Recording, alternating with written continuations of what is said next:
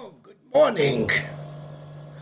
It's the 1st of September, 6:24 in the morning. This video is dedicated to the opposition to the universal faith.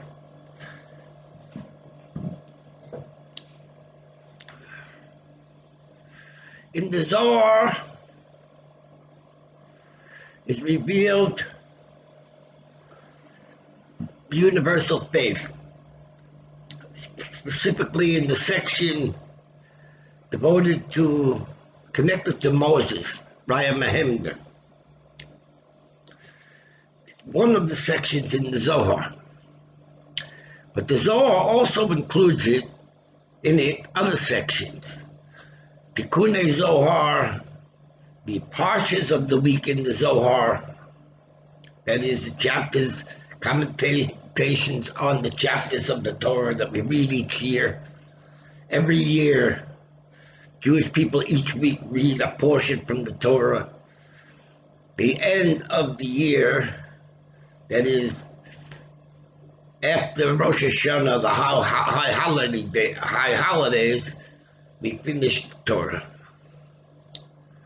In Judaism, there is Jewish law, and there is also the Kabbalah today, which was suppressed for over 1,000 years.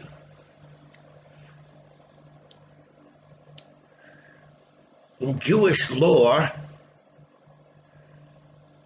it's most important the sanctification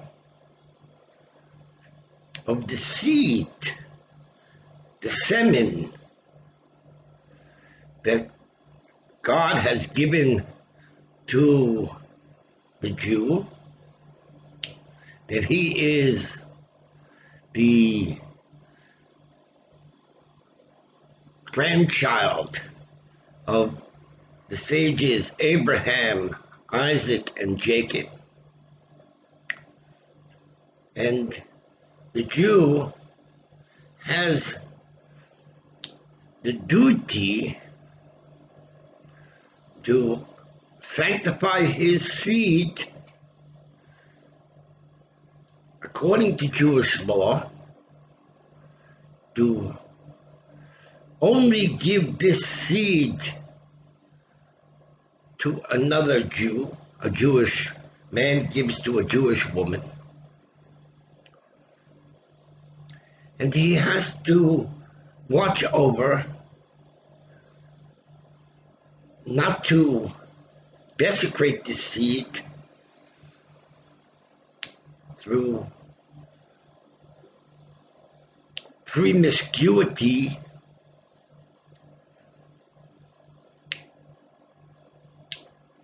through masturbation,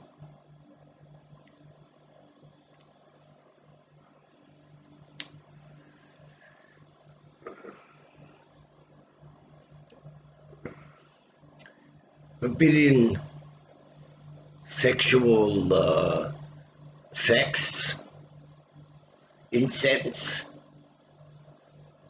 The Jews, there are different types of incense. Most severe, a son with his mother. But there's various types of incest.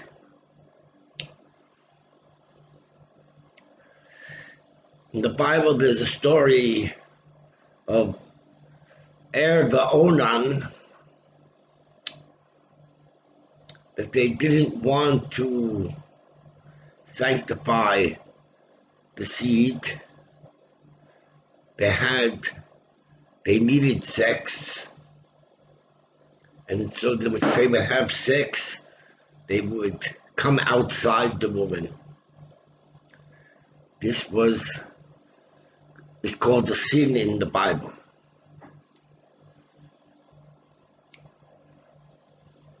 There are special laws for Jewish people. It's not exactly the same as the laws for all of mankind. A Jew has the obligation to give honor to Abraham, Isaac, and Jacob, who were their forefathers. And the nation of Israel, which is the Jewish nation, and the nation of Israel has a law, Jewish law, to separate the nation of Israel from the rest of the world, other nations of the world. Therefore, if a non-Jew wants to join in with the Jewish nation, he has to be interrogated to see what reasons he has for wanting to become Jewish, to convert. It's not easy, it's difficult to convert to Judaism. But there are, in each generation, converts. A convert is interrogated. If the rabbis interrogate him and they want to see if he is connected to the universal faith. The universal faith has in it also Christianity, Islam, yoga.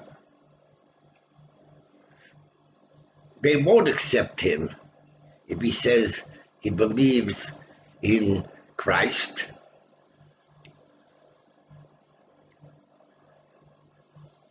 The universal faith accepts Christianity and these other religions. The universal faith does not have to, in the universal faith, you do not have to convert to Christianity to connect to the Messiah of freedom.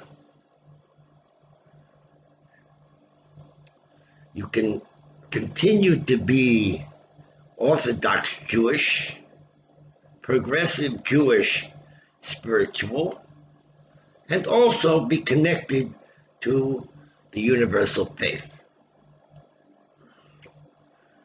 The universal faith is connected to the resurrection of Moses.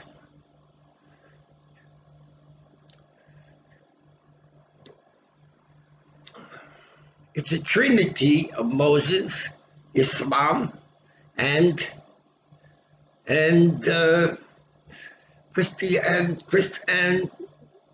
Christianity.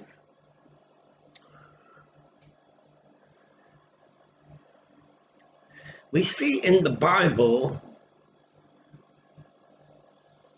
a trinity at the time when the Jewish people were going out of Egypt and they were confronted with the nation of Amalek. Amalek is a nation which is against the Jewish nation, and it's against the universal faith, both. It fights against religion on two fronts. At the time, this is in Exodus, there is a war with Amalek, and Moses is standing on the mountain, and his hands are being held up by his by Hor, the husband of Miriam, and by Aaron. And in the valley, there is Joshua, who is leading the Jewish people in the war against Amalek. There are two battles going on. There is the battle against Amalek on the mountain, where it says, as long as Moses' hands were elevated, so there was victory over Amalek, because Moses' hands are called faith, emunah. On the lower and the bottom, there is soldiers that are fighting against Amalek. One, there is the battle against Amalek, which is a battle for the universal faith that all mankind, not only Jews, should know God. Like the prophets have, especially Isaiah said, that the goal of spirituality is the whole world should be filled with the knowledge of God, like the waters cover the sea. It's a battle that people should maintain faith in God as their creator. Like it says in the first passage, is in the beginning God created the heavens and the earth. It's a battle against atheism.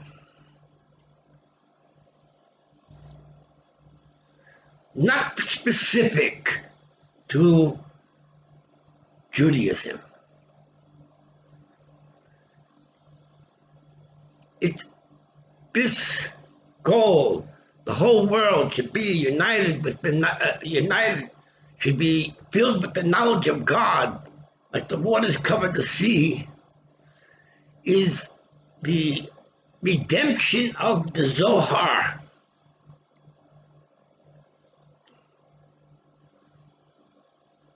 At the same time, Joshua is in the valley and he's fighting a battle against Amalek, which is a battle for the survival of the nation of Israel, the children of Abraham, Isaac, and Jacob. And the nation of Israel also depends upon faith in God.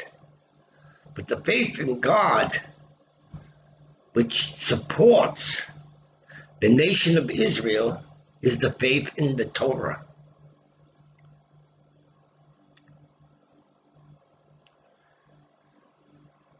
There are two levels being revealed in the war against Amalek in this story in the Exodus. There is the level of the universal faith, which combines three together, which is Moses, Hur, and Aaron. And Moses is in the center. And then there is the war against Amalek, which is where Joshua is the leader of the army. And it's a battle for the survival of the nation of Israel. They're two wars, and they're both important.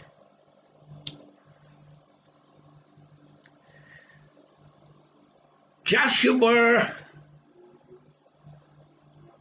in Book of Numbers called the Parsha Baloska, Joshua came to Moses to complain. He told Moses that there are prophets in our camp that are not connected to you. They're prophesizing in the way, in another way, in other directions. There's only one God. So, according to Joshua, there's only one God has one connection to the world. And that connection is through Moses.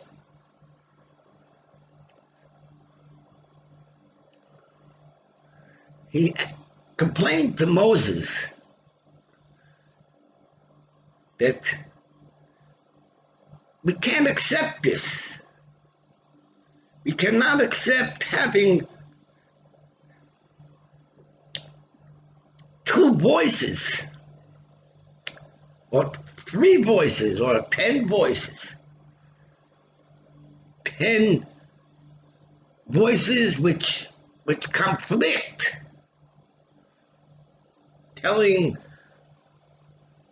giving different instructions. Moses was the humblest of all men on the earth, it says in the Bible. And he answered Joshua, as far as I'm concerned, the whole nation of Israel are free to connect to God, not only through me, connect to God as directly as prophets.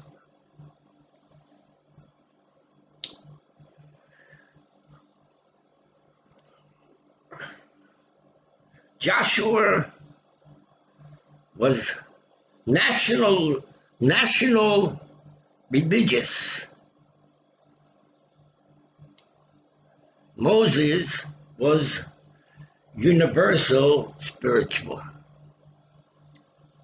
In universal spiritual, prophecy is the goal of spirituality. In national religion, which is today Judaism and Islam became later revealed as through the Quran and through the teacher of the Quran to be the nation of God. He succeeded in gathering together the tribes of Ishmael. Ishmael had been given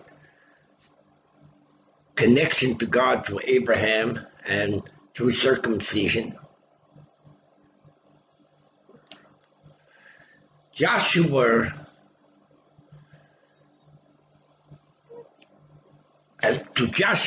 and those that were connected to Joshua, most important was to make a Jewish nation. And to make a Jewish nation, you have to suppress these prophets and their voices, that there should only be one voice in the nation, that it should be a theocracy. And the nation of Israel, connects to the Torah, which Moses gave to the Jewish people.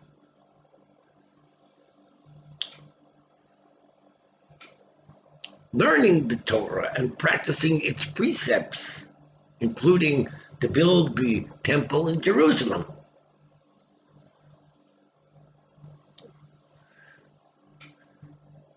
In Jewish law, a Talmud Chochem, a Torah scholar, is more revered than a prophet. In the Jewish nation, there were prophets, and there's a book of prophets called Nevi'im. There was Samuel. There was Isaiah.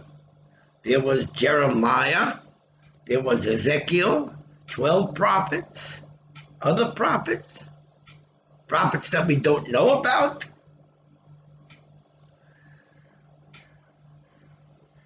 But the prophets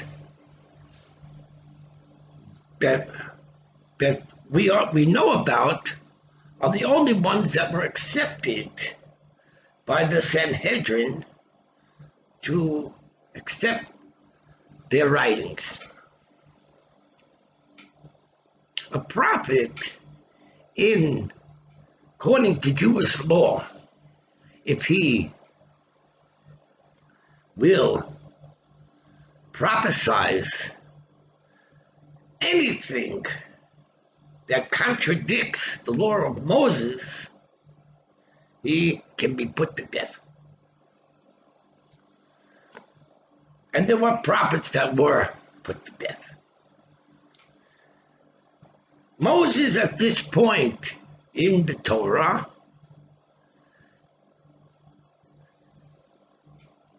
his opinion was that the whole nation could be prophets, and there's nothing wrong with it. Joshua, national Jewish, supporting the kingship of Israel, he vetoed Moses. And Aaron, the brother of Moses, vetoed him at the sin of the golden calf. And Moses was forced to break the tablets containing the secret of the universal faith, and they were substituted by another set of tablets which were for the nation of Israel, a separate nation, the children of Abraham, Isaac, and Jacob.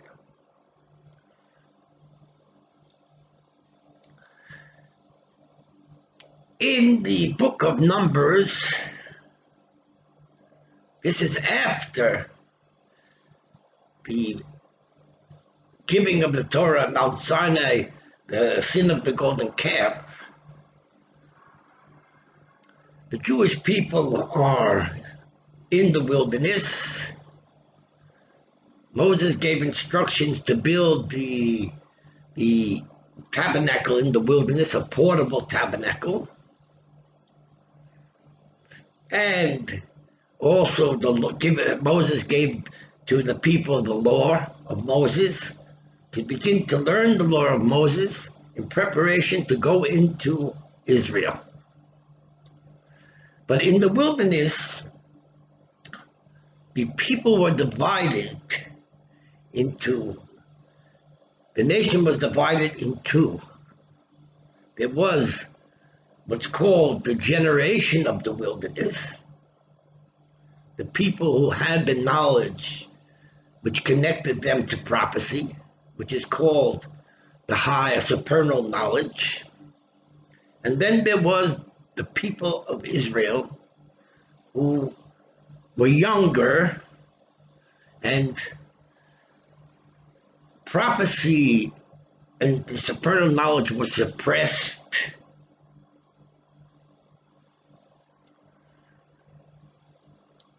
Even to the point that it was forbidden. So there were a division in the nation of Israel in the wilderness.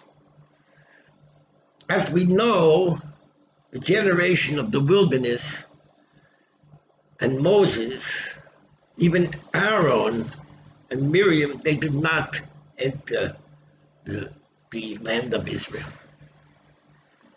that one of the stories in Numbers is that Moses sent out messengers to spy the land. These were very, very distinguished people in the nation. And he sent also Joshua and Caleb. These were two leaders of two tribes. And they came back after spying the land of Israel. And only Joshua and Caleb spoke positively that the children of Israel can conquer that land, and the land is a land of milk and honey, while the 10 spies, who are distinguished people of Israel,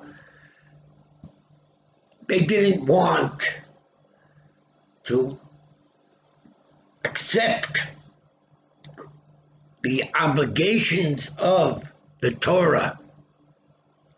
They wanted the universal freedom that they had received at Mount Sinai, the 50th gate of understanding and wisdom, which is the attribute of the mercy of God. They didn't want to change, to become national Jewish, spiritual, Ultra-Orthodox Jewish spiritual. They wanted the spiritual life which they had experienced in the wilderness, where God sent to them each morning manna, bread from heaven, and when they needed water, there was a well of Miriam in the wilderness to give them to drink and for the animals to drink. And there was a cloud of glory which protected them in the wilderness from beasts and other dangers. If they would go into Israel, they knew that they're going to have to fight the nations that are in Israel. And they're going to have to surrender their freedom that they have, spiritual freedom, to the law and justice of the king of Israel, who Israel will become a dictatorship with a king, and he won't allow prophecy to be free. Everything is controlled in a theocracy, including prophecy. But at the same time, according to the law of Moses, when the Jewish people will enter the land of Israel, they will be a holy nation, sanctifying the seed of the forefathers, Abraham, Isaac, and Jacob, and the sanctity of the four mothers of Israel, who are Sarah, Rebecca, Rachel, and Leah, the Jewish mother. She is a woman of valor.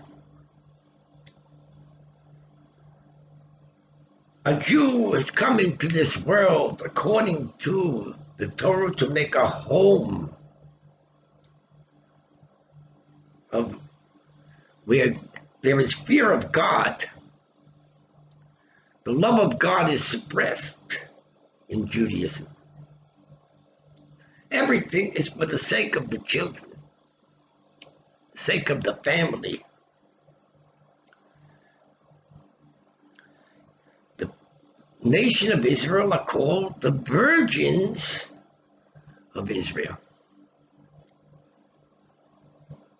Virginity is a goal. Freedom is suppressed in order for the sake of the virginity of the daughters of Israel.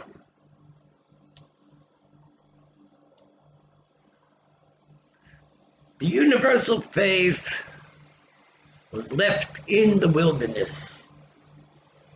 Moses died in the wilderness. His generation died in the wilderness before the Jews entered the land. And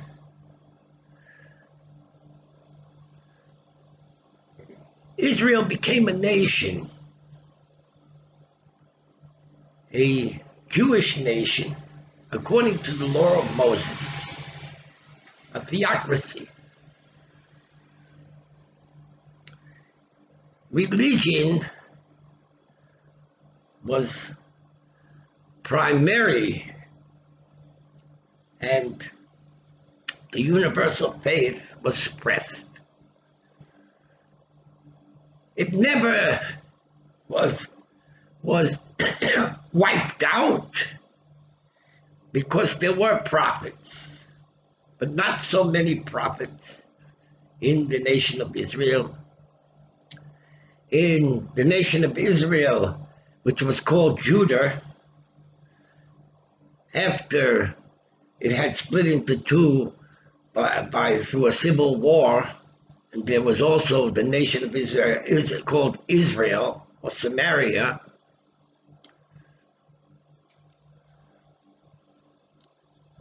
In Judah, there was Ultra-Orthodox, and in Judah was the temple. And in Samaria, there was progressive Jewish spirituality, Judaism united with the universal faith. But under the pressures of life, the pressures of the nations around the nation of Israel,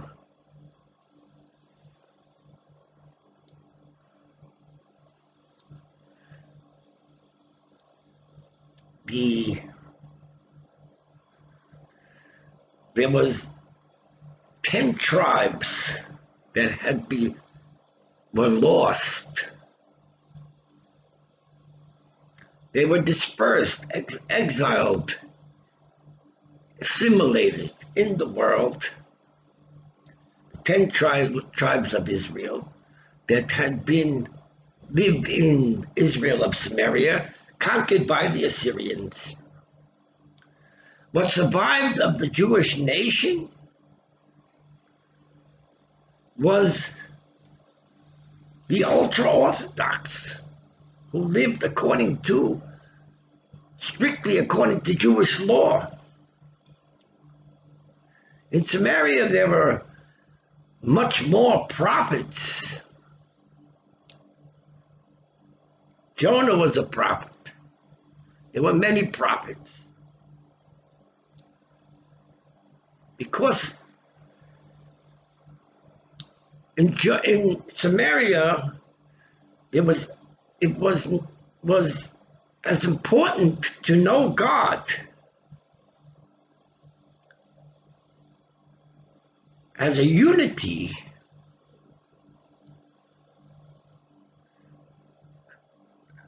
as also to know God as the King of the universe. two ways of looking at God. One as a unity, uniting opposites. He is the unity of all prophecy, in all directions. There's not only one direction. In the universal faith or the supernal knowledge, there's many directions of spirituality. And each of these directions have in them prophecy, a connection called prophecy.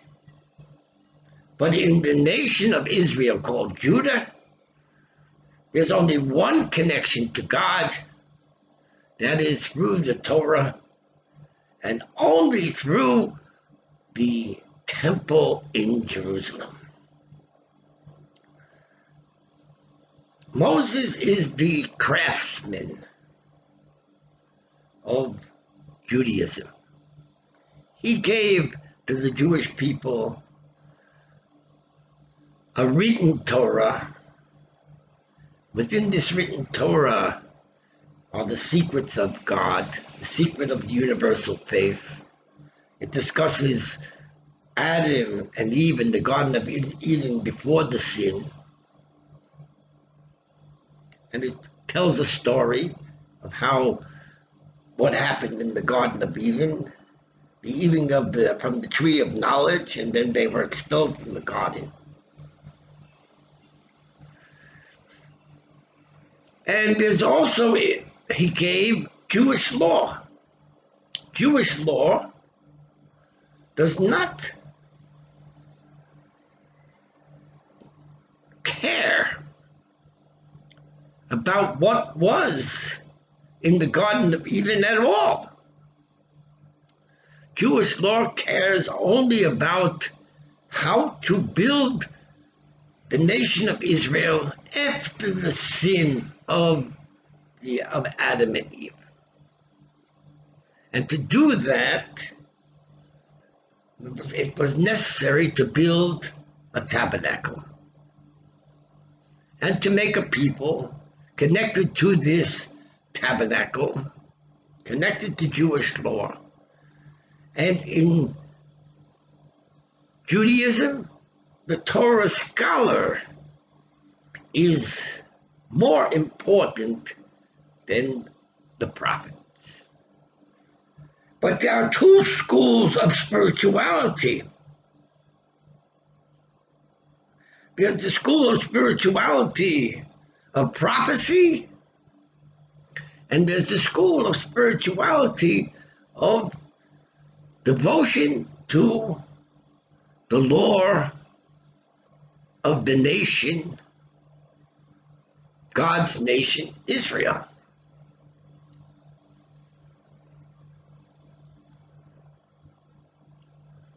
And they conflict. Therefore,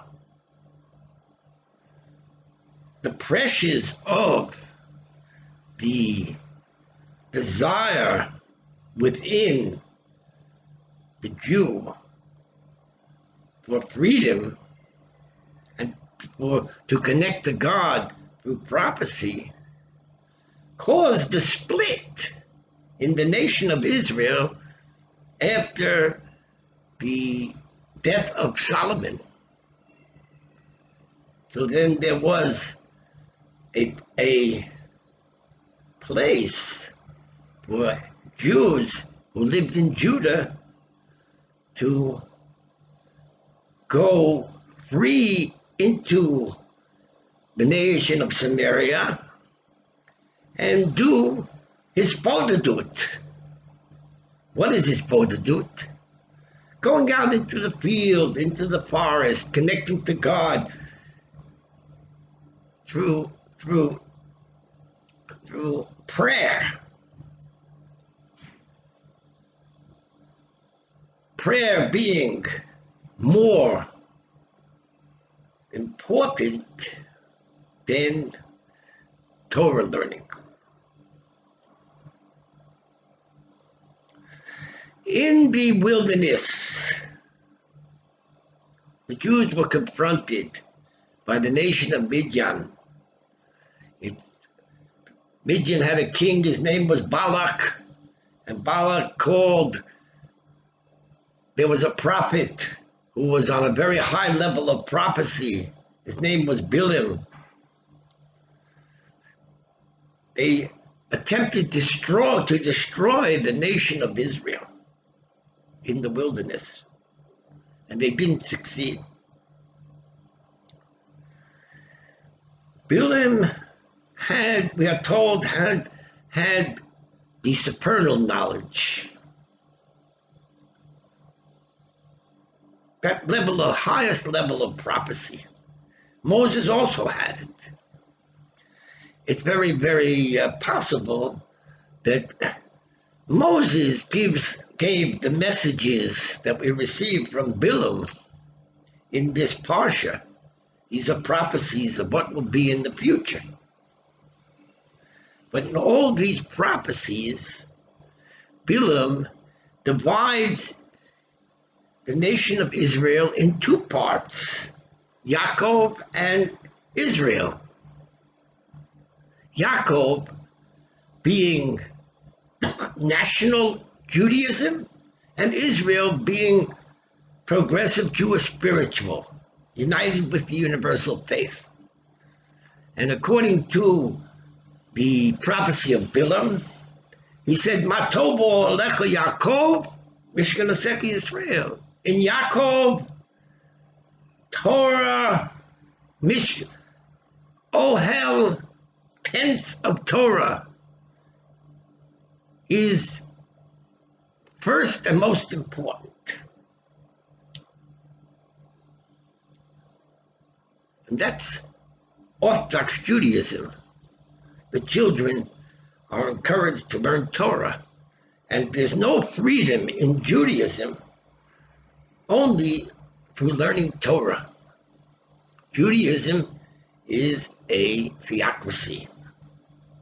And the most important of the commandments is to learn Torah day and night, and not to seek spiritual freedom and connection to God through prophecy or through Kabbalah, but to learn the law and be Orthodox Jews, following the law, all the various specifics of the law. And there are many, many, many laws in Judaism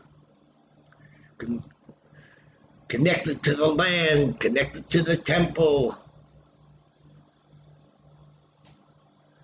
The purpose of the Jew, according to Ultra-Orthodox Judaism, is to make Jewish children holy children who are not desecrated by incest. There are actually two Torahs, the two laws, which are part of the creation of God. One of the laws is called Arayos, that is sanctification of the seed. Family, holy family. And the other law is the law of spiritual unity, bringing down to the earth the name of God. As Isaiah said, the whole world will be filled with the knowledge of God, like the waters cover the sea. But in the Torah of Arayos, the purpose of spiritual unity and knowledge is suppressed.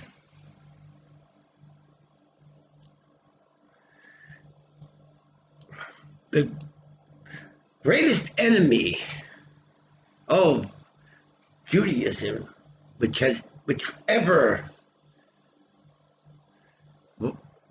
with even greater than the enemy of Judaism called Bilam, who was a prophet of the supernal knowledge, was the prophet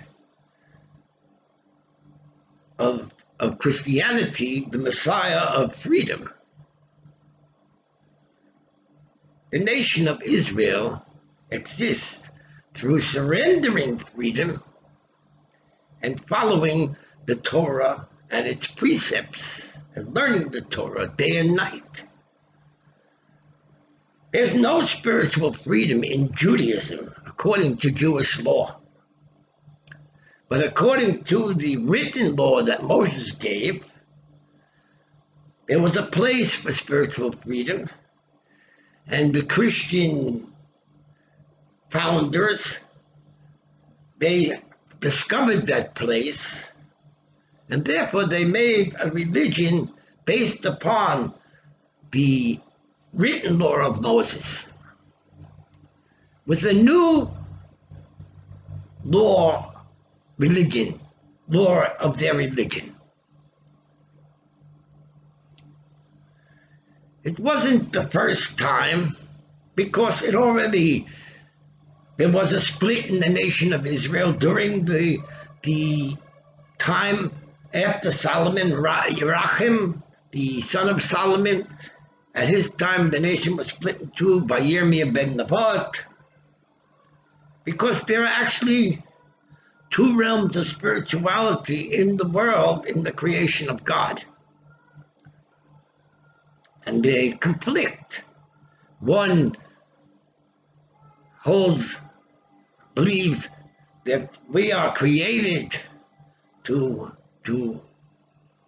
build a holy nation and a holy family through sanctification of the seed.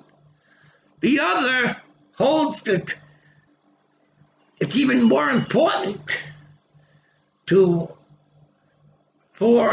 everyone to know God. And therefore, in Christianity,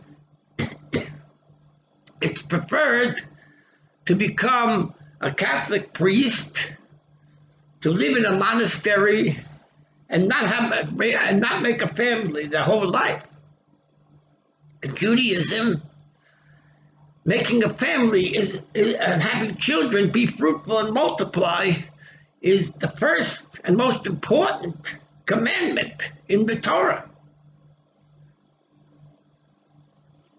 So much so that if one brother was married and he didn't have children, there is a commandment that his brother has an obligation to take his widow and marry her and make children in his name. It's called Yebum.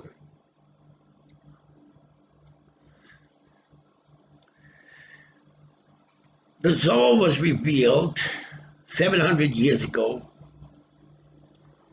It's attributed to Rabbi Shimon Bar Yochai, the saint, the Talmudic scholar. In it is the connection to the universal faith and the divine knowledge that the whole world will be filled with the glory of God like the waters covering the sea. And that is the goal, highest, more important in the Zohar than the study of the oral law. The written law is more important in the Zohar than the study of the oral law, though the study of the oral law is also important. After the Zohar was revealed, and it was translated in Tzfat by the Kabbalists in Tzfat, Rabbi Moshe Cordovero, he translated the Zohar without changing the text at all. And in his translation, you could see that the importance of the universal faith, and that to make the world filled with the knowledge of God, to connect to God, to his spiritual unity, which is called Keter, or the supernal crown of God. After he passed away, one of the Kabbalists in Sfat, his name was Rabbi Isaac Luria. Rabbi Isaac Luria was connected to both sides of spirituality.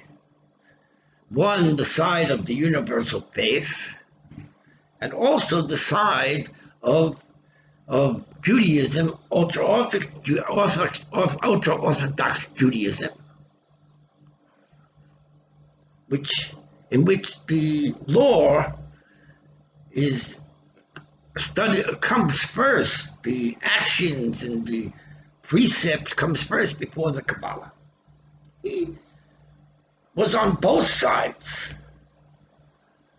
and in one of his in the introduction to his books, it speaks against Torah scholars that do not study the Zohar and the Kabbalah.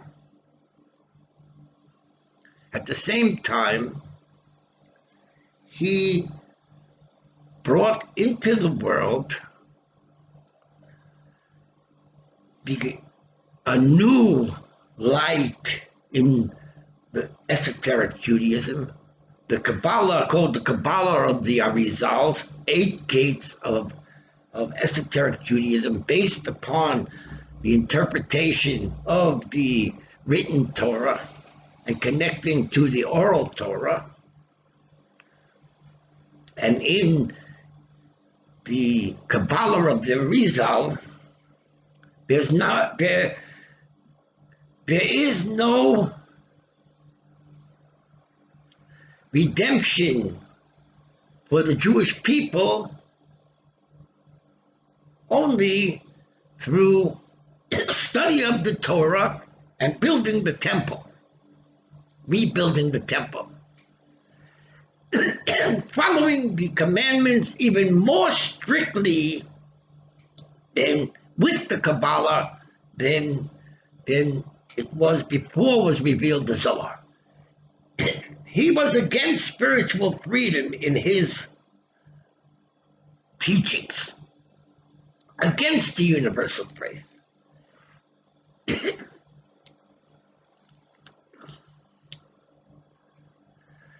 King David told to Solomon, he gave instructions to his son. He said, "Know God and serve him with a full heart."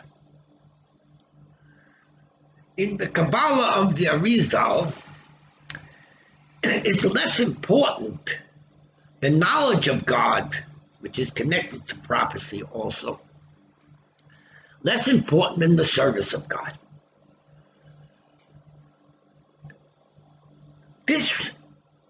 The Kabbalah of the Arizal supports Jewish nationalism, spiritual naturalism, Jewish religion.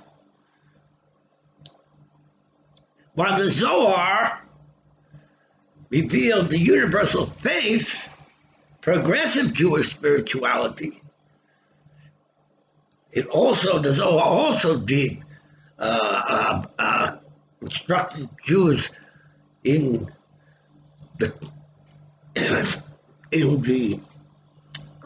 to follow the Jewish religion strictly.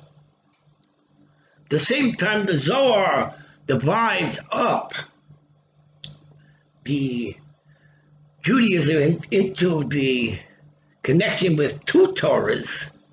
The Zohar said there's the written Torah and the oral Torah are separate entities that are connected. The Arizal nullified that and said they're all one. It's still one Torah, and that is the Torah of Moses.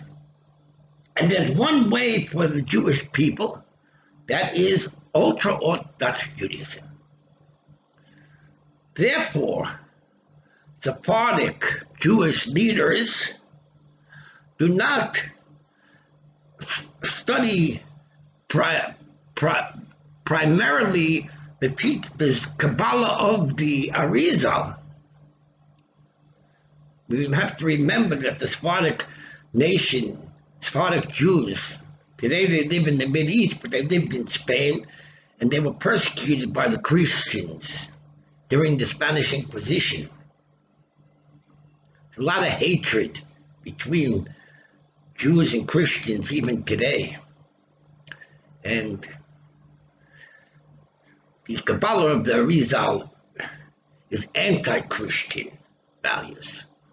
And it's also anti-universal faith, though it cannot be against the Zohar, because anything we know about the esoteric secrets of the Torah is because of the Zohar, that in it was revealed these secrets. So, in Judaism today, there is a conflict, just like it was in the time of King Solomon, when the nation, afterwards he built the temple, the nation was split in two. And the same thing, there was a conflict in the times of the wilderness between the generation of the wilderness and the Jews that entered into Israel under the leadership of Joshua and Caleb. They were 40 years they had to wait to go into Israel. After these spies came back and they gave negative feedback. These are stories in the fourth book of the Torah. There was Korach who disagreed with Aaron. Aaron was national Jewish and Korach was universal spiritual. But the decision was made in the wilderness to build a Jewish nation, and which would suppress for thousands of years the universal faith. Bilam in the wilderness, or maybe it was Moses, his prophecies include in it also Ultra-Orthodox Judaism and also the universal faith. Like he said there, and the nation of Israel is divided in two parts, which are Yaakov and Israel. In the times of Jacob had run away from Esau because he had taken the birthright. And Esau, he was confronted by Esau and he had the test to try to appease Esau. And he separated the camp of Israel into two parts. Well, because he was of the danger of Esau to his family and their survival. And he went out to appease Esau, and he succeeded. And God gave him the name Israel. So Jacob had two names, Jacob and Israel. And Israel represents the nation of Israel that lives in the world, which is part of world faith. It's part of Esau. Esau is today the leader of world faith. On the other side... I'm going now. You going to Chernobyl? Why? Aye. You going to Chernobyl? Esav is today, according to the Zohar, the leader of world faith, but it's not accepted by the Lubavitcher Rebbe. He is the side of Jewish faith, and he represents the Messiah of Jewish faith. So in the Zohar, there's two Messiahs. There's the Messiah of world faith, and there's the Messiah of Jewish faith. In the supernal unity, they're both important. And in the Garden of Eden, the Zohar teaches that there was the tree of life and the tree of knowledge. And the tree of knowledge is the study of the Torah law, while the tree of life is the study of the Kabbalah and the connection to God through prophecy.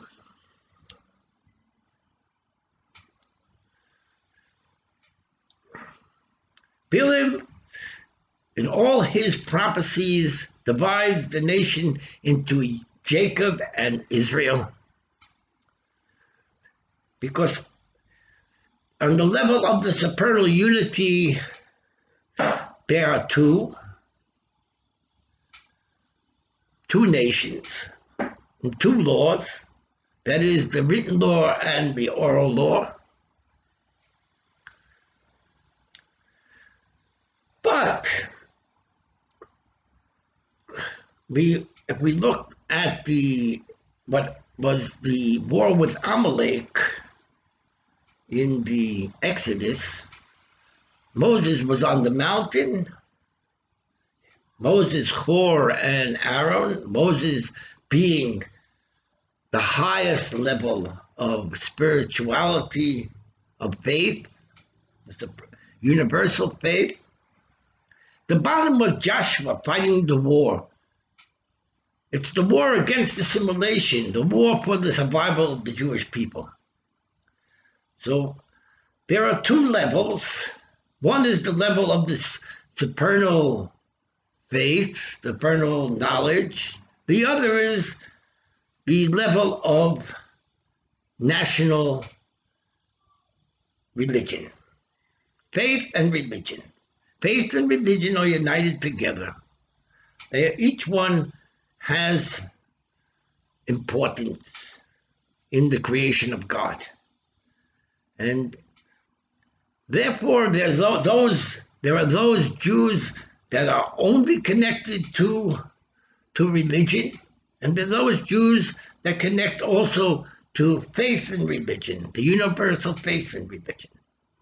But in Judaism, the Torah scholar is considered more important than the prophet. There are prophets in the world that teach the universal faith, but they're not accepted by the Lubavitcher Rebbe. He didn't accept the guru that I studied by. And of course, if there is the universal faith, it's still a secret in Judaism, even after the Zohar has been revealed. We should come to peace, a unity and peace. We should come to know God, to love our fellow man. We should see our children, Jewish children, being born in sanctity. And our girls should be virgins when they get married. And the boys should be Torah scholars. And Israel should live forever. And the name of God should be known in the whole world. That which was revealed in the Bible, in the Torah, And the whole world should be filled with the knowledge of God. And it should be, we shouldn't have to wait. It should be now and forever.